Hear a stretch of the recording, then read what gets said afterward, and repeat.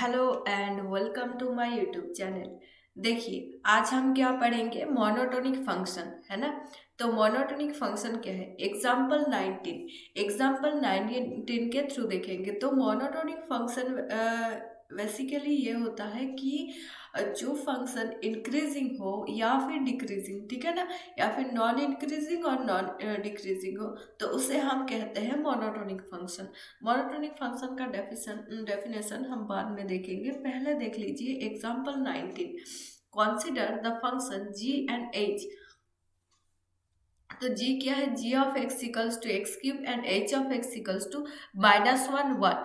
-1 कहाँ पर, जहाँ पर x लेस और इक्वल्स टू 0 है वहाँ पर है -1, और +1 कहाँ पर है, जहाँ पर x ग्रेटर देन 0। ठीक है ना। तो ये जो फंक्शन है ये मोनोटोनिक है या नहीं, ये दिखाना है ना। तो यहाँ पर देखिए x1 x2 x3 बहुत सारे पॉइंट ले लिए है ना। और यहाँ पर x1 x2 मान लीजिए 1 2 3 4 कुछ भी आप पॉइंट ले लीजिए। यहाँ पर देखिए g ऑफ 1, तो वो क्या आ जाएगा, 1 का cube this is equals to 1। g of 2 equals to 2 का cube this is equals to 8। तो हाँ, यहाँ पर जो पॉइंट बढ़ रहा है, यहाँ पर g ऑफ 3 इक्वल्स टू 3 का cube this is equals to 27।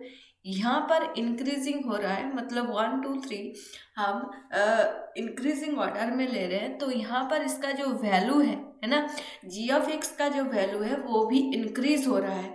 तो g of x equals to X cube, ये जो फंक्शन है ये क्या है, ये फंक्शन इंक्रीजिंग फंक्शन है ना। g of x is also increasing. Then ये क्या है, ये फंक्शन एक मोनोटोनिक फंक्शन है। इसका ग्राफ है इस तरीके से, F of x equals to X cube का ग्राफ है ये है ना। उसके बाद देखिए ये जो फंक्शन है ना, F of x equals to -1 कहाँ पर, x इक्वल्स टू 0 और इधर माइनस में, और x इक्वल्स टू अगर प्लस आ जाए तो इधर है ना। तो इसे, ये जो फंक्शन है इस फंक्शन को क्या कहते हैं, नॉन डिक्रीजिंग फंक्शन। ठीक है ना। तो देखिए एकदम कांस्टेंट है ना, 1 ही है इसका वैल्यू, और इधर -1 ही है। तो इसे क्या कहते हैं, नॉन डिक्रीजिंग फंक्शन। ठीक है ना। पर डिक्रीज तो नहीं हो रहा है ना, तो इसे कहते हैं नॉन डिक्रीजिंग फंक्शन। अभी देखिए डेफिनेशन, डेफिनेशन क्या है इंक्रीजिंग और नॉन डिक्रीजिंग फंक्शन का। देखिए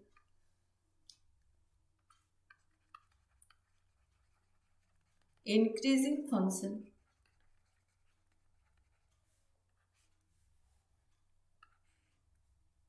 और non decreasing.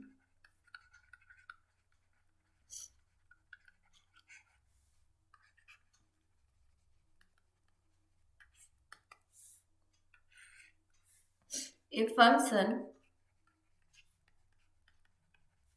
f defined on a domain D is said to be increasing or non-decreasing if अगर for every pair of elements x1 x2 belongs to D where x2 जो है ये greater than x1। अगर x2 की value x1 से बड़ा है, मतलब 1 और 2, x2 इक्वल्स टू 2 ले लिए आप, और x1 इक्वल्स टू 1, कुछ भी वैल्यू लीजिए। यहाँ पर जो x2 है वो अगर बड़ा हो जाए तो देन ये इम्प्लाइज करेगा f of x two greater और equals to f of x greater और इक्वल्स टू। ध्यान दीजिए क्योंकि यहाँ पर नॉन डिक्रीजिंग भी है ना, वो कांस्टेंट भी हो सकता है, तो इसीलिए ये ग्रेटर और इक्वल्स टू साइन गिवन है ना। स्ट्रिक्टली इंक्रीजिंग क्या हो सकता है,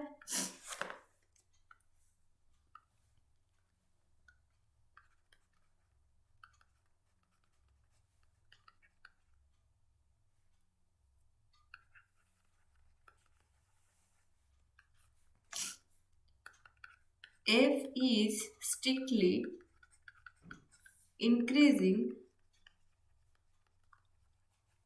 if x2 greater than x1 implies that f of x2 ये strictly greater than F of x1। अगर इक्वल्स टू हो जाए तो वो नॉन डिक्रीजिंग है ना, स्ट्रिक्टली इंक्रीजिंग नहीं है। तो स्ट्रिक्टली इंक्रीजिंग इस तरीके से है, ये है ना।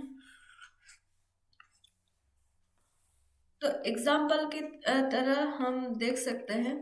फॉर एग्जाम्पल,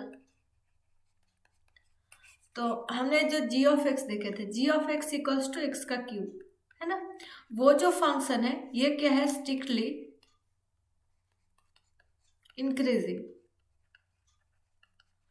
और जो हमारा एच ऑफ एक्स था, है ना, जो -1 था, -1 कहाँ पर, x की वैल्यू अगर लेस और इक्वल्स टू 0 हो जाए, x की वैल्यू ग्रेटर देन हो जाए तो 1 है। तो ये फंक्शन जो है ये स्ट्रिक्टली इंक्रीजिंग नहीं है, ये फंक्शन जो है ये नॉन डिक्रीजिंग है ना।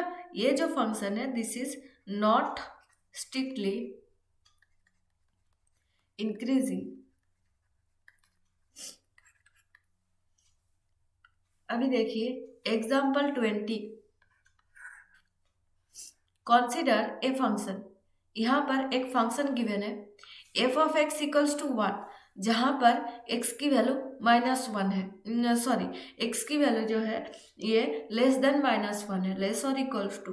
और x की वैल्यू अगर -1 से 1 तक क्या है, -x, एंड 1 से अगर बड़ा हो जाए तो -1, ठीक है ना।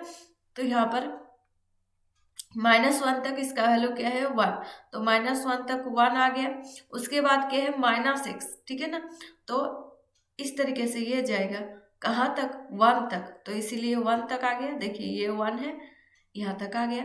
और अभी देखिए -1 कहाँ पर हो जाएगा, x की वैल्यू अगर 1 से बड़ा हो जाए तो ये -1 आ जाएगा। ये आ गया आपका ग्राफ, ठीक है ना।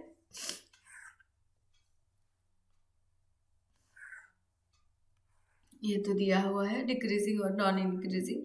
अभी देखिए डिक्रीजिंग फंक्शन क्या है।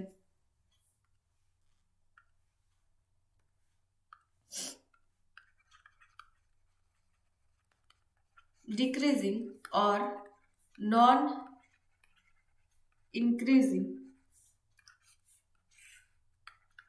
a function f defined on a domain D is said to be decreasing or non-increasing if for every pair of elements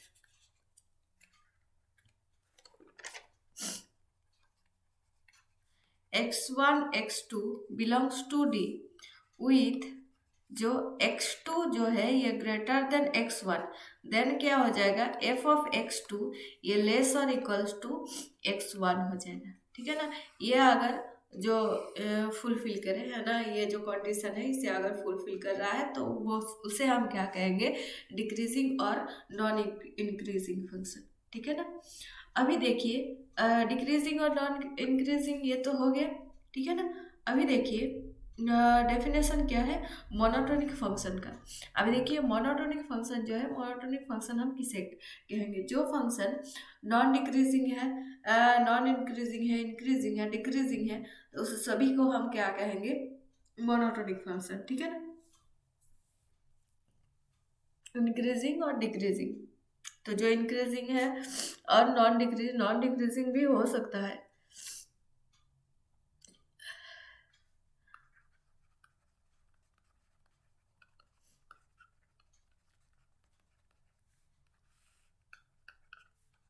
A function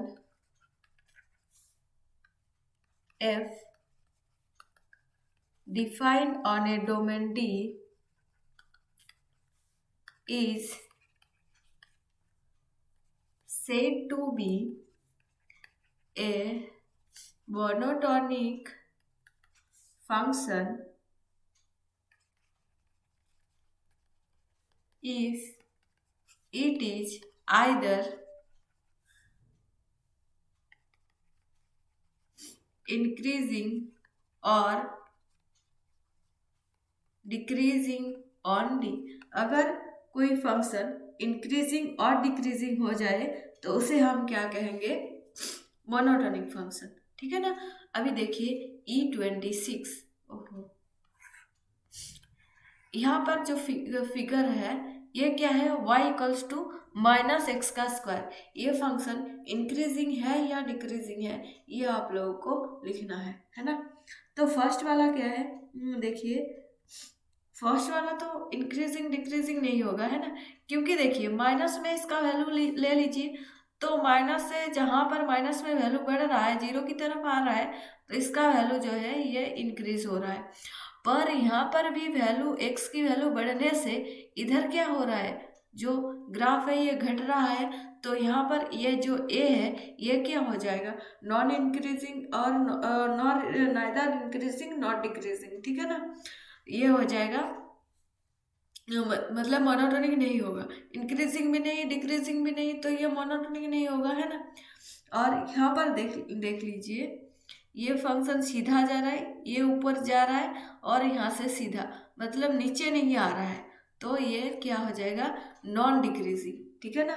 और ये फंक्शन जो है ये इधर से माइनस से एक्स की वैल्यू माइनस से प्लस तक, ये 0 1 2 3 मतलब जितना भी वैल्यू इधर जा रहा है, एक्स की वैल्यू अगर बढ़ रहा है तो ग्राफ जो आ रहा है नीचे आ रहा है, वाई की वैल्यू डाउन जा रहा है ना। तो यहाँ पर क्या आ जाएगा, ये फंक्शन जो है डिक्रीजिंग है ना। तो आज इतना ही, हम कल देखेंगे ये पीरियोडिक फंक्शन को, मतलब अगली वीडियो में देखेंगे, है ना। Thanks for watching students. आज मेरी तबीयत थोड़ी सी ख़राब है, तो इसीलिए मेरा आवाज़ में थोड़ा सा प्रॉब्लम हो रहा है, थोड़ा सा एडजस्ट कर लेना। Thanks for watching students.